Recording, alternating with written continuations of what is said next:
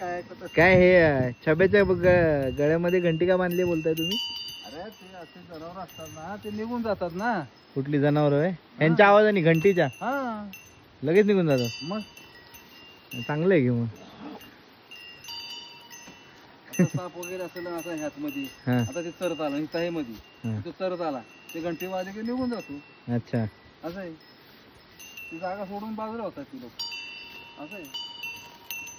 ए छब्या म्हणून त्यांच्या गळ्यात ते बांधावं लागतं. लक्षात आलं का? एक टाइम होता असं. हा त्यांच्याकडे त्यासाठी बांधता ना. आणि दुसरं एक घुंगूर बघ ते पहिलं असायचं बैलाच्या गळ्यात संपूर्ण घुंगूर बघ तिथनं पासून तिथून पासून थांबे बरं तिथून पासून इथपर्यंत दोन्ही बाजूने खळ खळ खळ खळ वाजायची.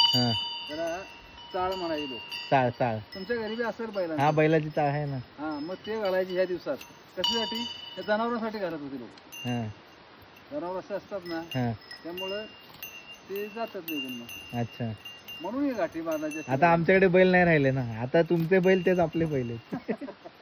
छब्या आणि पोपट आजपासून फेमस आहे दोघं पण. युट्यूब वर आहे माझं चॅनल.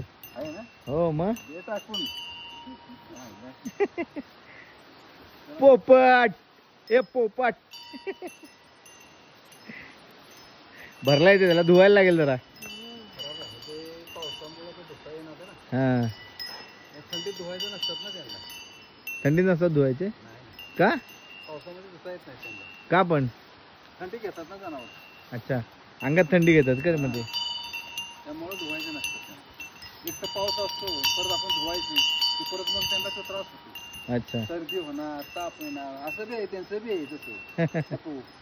हो त्यामुळे ह्या सगळ्या गोष्टी थोड्या टाळाव्या लागतात.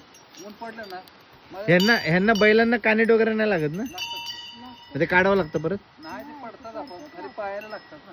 हा तिथून पडतात. अच्छा तिने रक्त पिलं ना हा ते सोडून पडते खाली. अच्छा असं अब लय ताप हे डोके नाही आता. आणि आता आहे का आम्हाला कोण बघ बरं आम्ही दोघं जणच हा नाही आता आपल्याला बी तसं होणार झाला त्रास. कंबर साथ देत नाही आता पाय साथ देत नाही. हो चले बाय छब्या टाटा पोपट बाय.